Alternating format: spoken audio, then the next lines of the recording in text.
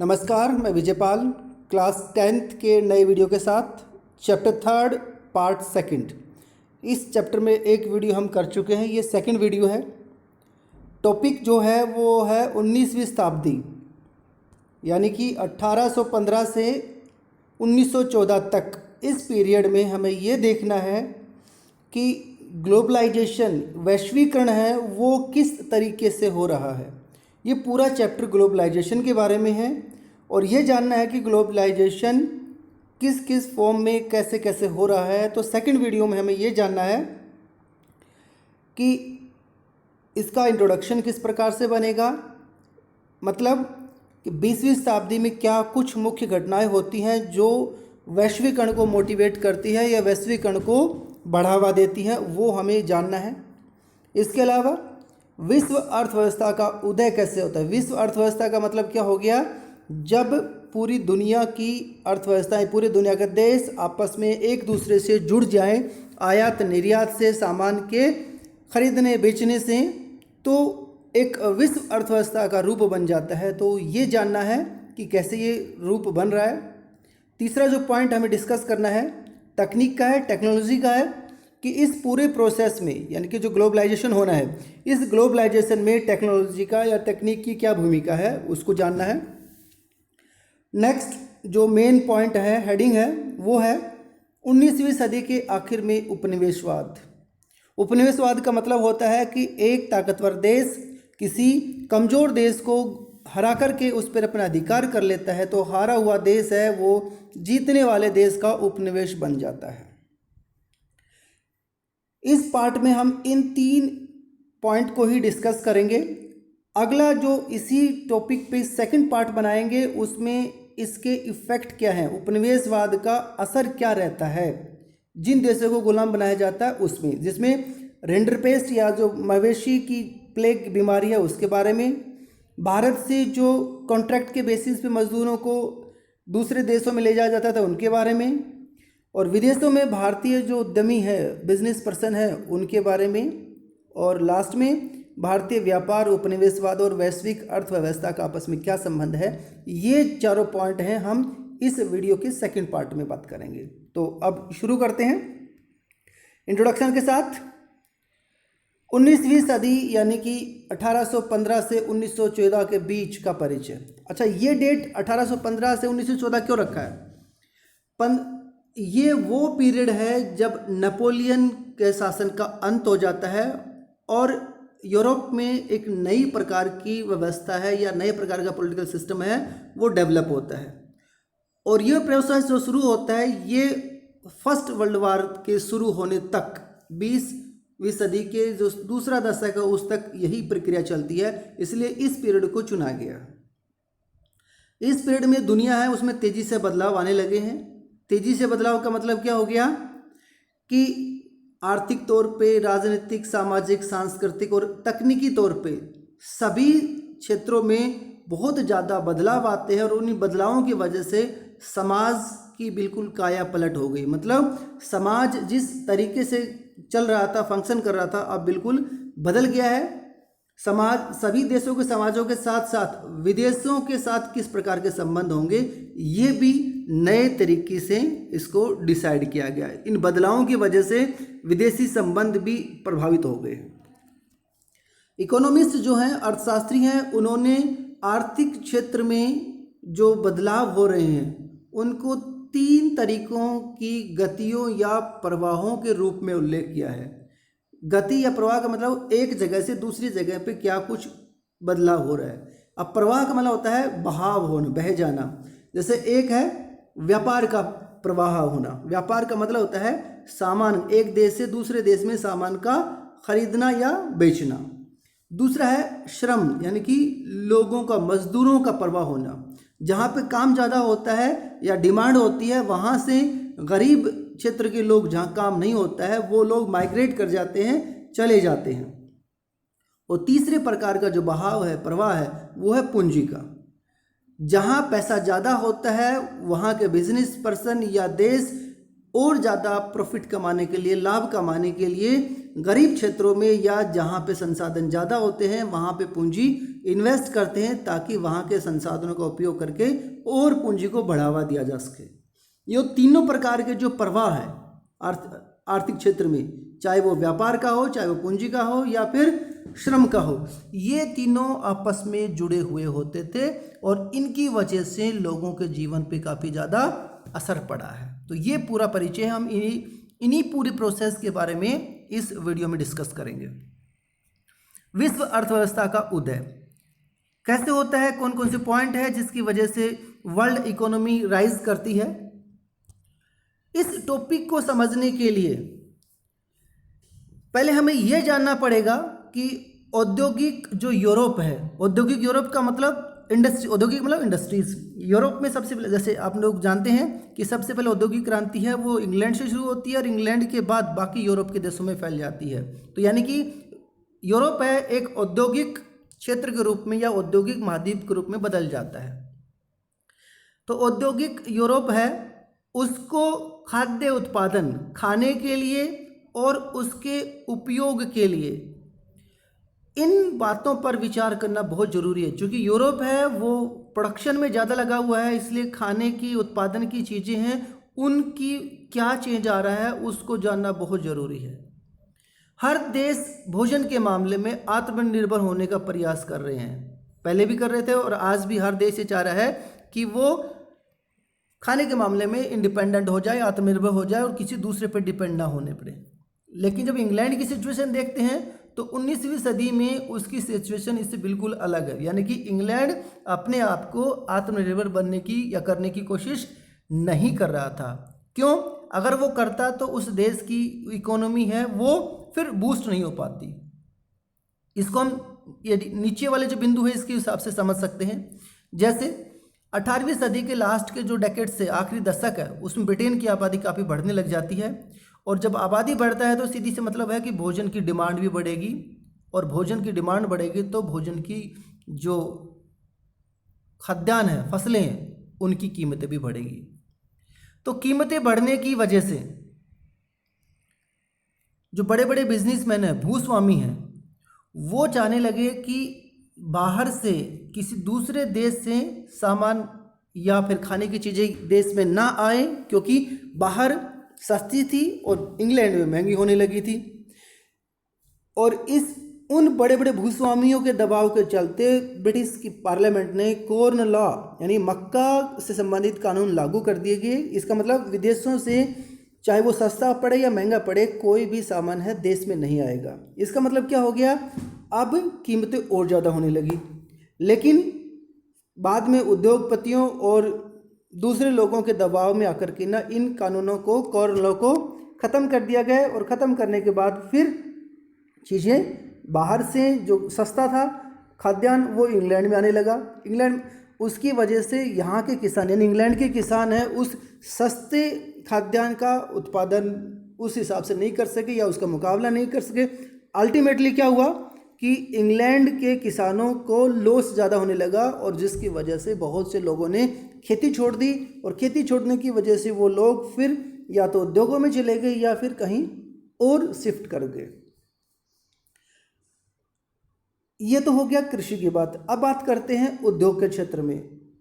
19वीं सदी के मध्य से ही इंग्लैंड में औद्योगिक प्रगति काफ़ी तेज हो रही थी। इसका मतलब क्या हुआ कि अब जब सामान प्रोडक्शन हो रहा है तो उसको बंदरगाहों तक पहुंचाने के लिए रेलवे का डेवलपमेंट करना बहुत ज़रूरी था, रेलवे का विकास करना ज़रूरी था। चूँकि इंग्लैंड की पॉपुलेशन बहुत ज़्यादा बढ़ रही थी, खाने की समस्याएं भी ज़्यादा आ रही थी, इसलिए बहुत से यूरोप के देश जिसमें मुख्य रूप से इंग्लैंड है, अमेरिकी और ऑस्ट्रेलिया क्षेत्रों में चले जाते हैं। वहाँ पे लोगों को बसाया जाता है और वहाँ ज़मीन तैयार की जाती है खेती करने के लिए। ये प्रोसेस हर जगह होता है और लगभग 5 करोड़ के आसपास जो इंग्लैंड की पॉपुलेशन है अमेरिकी ऑस्ट्रेलिया क्षेत्र में चले जाते हैं। अगर पूरे विश्व की बात की जाए तो लगभग 15 करोड़ पॉपुलेशन है वो काम की तलाश में या फिर ज़मीन की तलाश में बसने के जगह के क्षेत्र में अपनी जगह छोड़ करके दूसरी जगह पे माइग्रेट कर जाते हैं, चले जाते हैं। और 1890 तक आते आते एक वैश्विक कृषि अर्थव्यवस्था बनने लगी। इसका मतलब क्या हुआ कि अब उत्पादन है वो स्थानीय डिमांड को पूरा करने के लिए नहीं बनाया जा रहा है। अब मान फॉर एग्जांपल भारत की बात करते तो अब उत्पादन भारत के लोगों की ज़रूरत को पूरा करने के लिए नहीं बन रहा है। अब दुनिया में कहाँ डिमांड है उसके हिसाब से लोगों से उत्पादन करने के लिए कहा जा रहा है, और उत्पादन कहीं हो रहा है, उसकी सप्लाई कहीं हो रही है और यूज़ कहीं हो रहा है। तो कहने का मतलब कृषि है एक आर्थिक तौर पे एक पूरी दुनिया से आपस में कनेक्टेड हो जाती है, लिंक्ड हो जाती है, और एक वैश्विक कृषि अर्थव्यवस्था दुनिया के सामने आती है। इसी तरह का कुछ बदलाव हम पंजाब में भी देखते हैं, जहां पर नहरों का जाल बिछाया गया और बहुत से क्षेत्रों में जो अर्धशुष्क इलाके हैं वहाँ पे नहरें डेवलप करके ना ज़्यादा से ज़्यादा पैदावार लेने की कोशिश की गई है। लोगों को वहाँ बसाया गया है और इस तरह की जो बसावट है उनको कैलान कॉलोनी या नहर बस्ती के तौर पे जाना गया है। तो ये जो उत्पादन की बात है विश्व अर्थव्यवस्था में, ये सिर्फ भोजन तक सीमित नहीं है, उसके बाद चाहे कपास हो या रबड़ हो उसमें भी इसी तरह की कहानी है। यानी कि दुनिया भर में कपास का पैदावार किया जाता है और उसको इंग्लैंड में कच्चे माल के तौर पे पहुंचाया जाता है, ताकि इंग्लैंड से उसको तैयार माल करके मशीनों के द्वारा और बाकी फिर पूरी दुनिया में पहुंचाया जाए। सेम रबड़ की यही कहानी है। यानी कि 1820 से और 1914 के बीच में विश्व व्यापार में लगभग 25 से 40 गुना तक बढ़ोतरी हो जाती है। और इस विश्व व्यापार में जो बढ़ोतरी हो रही है उसमें अधिकतर प्राथमिक उत्पादों का भूमिका थी, जिसमें मुख्य रूप से गेहूं, कपास और कोयला शामिल है। अगला ये कुछ वीडियोस हैं, पिक्चर हैं, जिसमें आप देख सकते हैं कि एक जहाज़ है अमेरिका को जाने के लिए, यूरोप से लोगों को ले जा रहा है। और आप इसको देख सकते हैं कि कोई भी ऐसी जगह नहीं है जो खाली बची हुई है, पूरा का पूरा जहाज़ बिल्कुल लोगों से भरा हुआ है। क्यों? क्योंकि लोगों को ये बताया गया कि इंग्लैंड से पॉपुलेशन बहुत ज़्यादा है और अमेरिका में बहुत खाली ज़मीनें पड़ी हैं और वहाँ जाकर के ना वो लोग अच्छे से रह सकते हैं, इसलिए बड़े लेवल पे लोग इंग्लैंड से अमेरिका रवाना हो जाते हैं। अब ये एक और पिक्चर है जो जहाज़ पर लोगों को चढ़ने का इंतज़ार कर रहे हैं। ये आयरलैंड के जगह की पिक्चर है, जिसमें बताया गया है कि लोग देखो कितनी भीड़ बनी हुई है लोगों की, और लोग से जाने के लिए उत्सुक हैं, इंतज़ार कर रहे हैं कि जहाज़ में कब उनकी टर्न आएगी। ये दोनों पिक्चर क्या दिखाती हैं कि यूरोप में जो भुखमरी है या पॉपुलेशन बढ़ने की वजह से वहाँ जीना मुश्किल हो गया है, तो लोग अच्छे जीवन की तलाश में इंग्लैंड छोड़ करके ना ऑस्ट्रेलिया, अमेरिका और दूसरी जगह पहुँच जाते हैं। अब बात करते हैं तीसरे पॉइंट की, कि जो विश्व अर्थव्यवस्था बन रही है, वैश्वीकरण हो रहा है जो इकोनॉमी का, उसमें टेक्निक का या टेक्नोलॉजी क्या क्या रोल रहता है। रेलवे, भाप के जहाज, टेलीग्राफ या जलपोत, इन सभी में सुधार किया जाता है। यानी कि यातायात और जो परिवहन के साधन हैं उसमें भारी सुधार किए गए हैं। क्यों? ताकि लोगों की स्थानीय और अंतर्राष्ट्रीय ज़रूरतों को पूरा किया जा सके। इस पूरी प्रक्रिया को, यानी कि ट्रांसपोर्टेशन और कम्युनिकेशन में जो जो चेंज आ रहे हैं उसको जानने के लिए हम एक एग्जांपल लेते हैं मांस के उत्पादों के बारे में। 1890 से पहले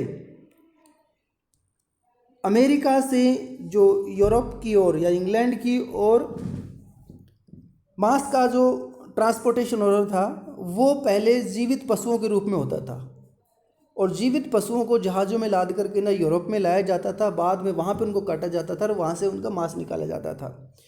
लेकिन इस लंबी प्रक्रिया में बहुत से जानवर है या तो मर जाते थे या फिर उनमें कोई बीमारियाँ हो जाती थी, और या जगह बहुत ज़्यादा घेरते थे।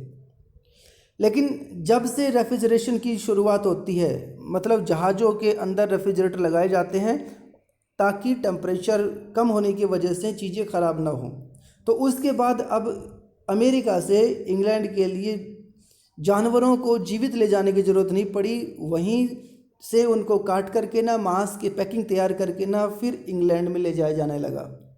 और चूँकि जगह भी कम घेरता था और जानवरों को ले जाने की ज़रूरत भी नहीं थी, इसलिए अब मांस है वो सस्ता हो गया यूरोप में, और सस्ता होने की वजह से गरीब लोग भी उसको इजीली खा सकते थे। अब जैसे ये बता रखा है, ये पशुओं की मंडी है जिसमें पशु यहाँ पे हैं और खरीदार आए हुए हैं, मांस के रिलेटेड है। इससे आगे एक और आप पिक्चर देखिएगा, इससे भी है कि पैकिंग है, मांस की जो पैकिंग वगैरह है, इसको जहाज़ों में लादा जा रहा है ताकि उसको इंग्लैंड या यूरोप में पहुंचाया जा सके। कहने का मतलब तकनीक की वजह से अब इकोनॉमी है, वर्ल्ड इकोनॉमी है, वो आपस में कनेक्ट होने में हेल्प करती है। इसी तरह रेलवे का भी रोल है। इसी तरह से जो और दूसरे प्रकार की टेक्नोलॉजी है उसका, चाहे वो कम्युनिकेशन में है, चाहे वो ट्रांसपोर्टेशन में है, चाहे वो रेफ्रिजरेशन में हो, ये सारी तकनीक मिलकर के ना विश्व अर्थव्यवस्था को बढ़ावा देती है। अब तीसरा पॉइंट जो हमें डिस्कस करना है इस पीरियड में, 19वीं सदी के आखिर में उपनिवेशवाद। अभी तक जो हमने देखा है वो ये देखा है कि दुनिया में व्यापार बढ़ रहा है और बाजार फैल रहे हैं और हमें लगता है कि दुनिया में बहुत ज़्यादा तरक्की हो रही है, लेकिन ये एक पहलू है। इस विकास के साथ साथ एक नकारात्मक पहलू भी हमारे सामने है। जैसे यूरोप के देशों ने अपने आप को और ज़्यादा ताकतवर बनाने के लिए, पावरफुल बनाने के लिए एशिया, अफ्रीका और दक्षिण अमेरिका के अनेक देशों पर अधिकार कर लिया और अपना उपनिवेश बना लिया, और पूरी जो वर्ल्ड इकोनॉमी में है उनको भी उसमें कनेक्टेड कर लिया। फॉर एग्जांपल इंडिया की बात करते हैं, इंडिया को इंग्लैंड ने हरा लिया और यहाँ जो इंडिया कभी पूरी दुनिया को, यूरोप को तैयार माल बेचता था, जब अंग्रेज़ों का यहाँ पे अधिकार हो गया तो उसी इंडिया को कच्चा माल उत्पादन करने वाला और इंग्लैंड के द्वारा मशीनों से तैयार सामान है उसका उपयोग करने वाले देश के रूप में बदल दिया जाता है। यानी कि इन देशों का शोषण किया जाता है और सारा प्रॉफिट यूरोप के देशों को मिलता है। बहुत से यूरोप के देश आपस में लड़ाई भी लड़ते हैं दूसरे देशों पर अधिकार करने के लिए। जैसे भारत की बात करते हैं तो भारत में 4 यूरोपीय शक्तियाँ आती हैं, अंग्रेज़ है, फ्रांसीसी है, डच है, पुर्तगाली हैं, आपस में लड़ते भी हैं और आखिरकार में इंग्लैंड जीतता है और बाकी इनको छोड़ के जाना पड़ता है। लेकिन अफ्रीका में ऐसा नहीं हुआ, लड़ने की ज़रूरत नहीं पड़ी। 1885 में यूरोप के जो ताकतवर देश है, बर्लिन में जो जर्मनी में जगह है, वहाँ पे बैठते हैं, मीटिंग करते हैं और अफ्रीका का नक्शा लेते हैं और उस पर पेंसिल से सीधी लकीरें खींच के आपस में बांट लेते हैं। अब आज नीचे हम देखेंगे कि अमेरिका, अफ्रीका का जो मैप है उसमें अधिकतर देशों की बाउंड्री बिल्कुल स्केल से ऐसे लगता है जैसे सीधी खींची गई, और बिल्कुल सही भी है। शुरुआत में इंग्लैंड और फ्रांस आगे रहते हैं ये उपनिवेश बनाने में, बाद में बेल्जियम और जर्मनी भी शुरू हो जाते हैं और उनके बाद यूएसए भी एक औपनिवेशिक ताकत बन जाता है। मतलब ये देश दूसरे देशों पर कब्जा करते हैं। इस प्रक्रिया से औपनिवेशिक समाजों की अर्थव्यवस्था है और उसकी रोजी रोटी है, उसके साधनों पर बुरा असर पड़ता है। और क्या क्या असर पड़ता है, किस प्रकार की लोगों को प्रॉब्लम्स आती हैं, ये हम दूसरे वीडियो में देखेंगे। ये हमारा सेकंड वीडियो था चैप्टर 3 का, जिसमें हमने बात की कि वर्ल्ड इकोनॉमी 19वीं सेंचुरी में कैसे राइज करती है, कैसे उदय होती है, कैसे दुनिया के मार्केट आपस में कनेक्टेड होते हैं, टेक्नोलॉजी का उसमें क्या रोल रहता है और उपनिवेश क्यों बनाए जाते हैं और उपनिवेशों के देशों को भी कैसे वर्ल्ड इकोनॉमी में, विश्व अर्थव्यवस्था में शामिल कर लिया जाता था। तो इस वीडियो में इतना ही। अगर मेरा वीडियो आपको पसंद है तो प्लीज़ इसको सब्सक्राइब करें, शेयर करें और दोस्तों के साथ डिस्कस जरूर करें। धन्यवाद।